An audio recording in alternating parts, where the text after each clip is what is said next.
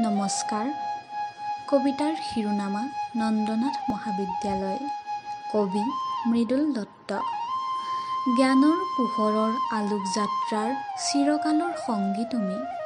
জ্ঞানৰ জ্যোতিষমান ব্যক্তিৰ মহান জীৱন যাত্ৰাৰ আয়ুস তুমি।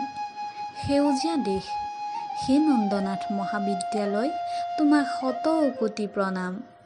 তোমাৰ বুকুতে কত শত নন্দনিয়ান মহান হ'ল, নতুন দিনৰ জন্ম হ'ল।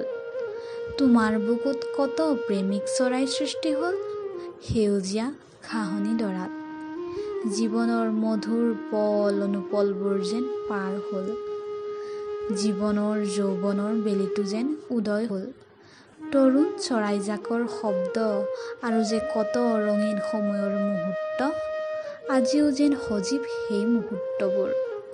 পুখুৰীৰ পাৰত বেঞ্চবোৰত, কেণ্টিনৰ টেবুলবোৰত কত যে আড্ডা, নতুন লাইব্ৰেৰীৰ নিস্তব্ধতাত যেন কিতাপবোৰৰ আঁৰত প্ৰেমৰ উন্মাদনা।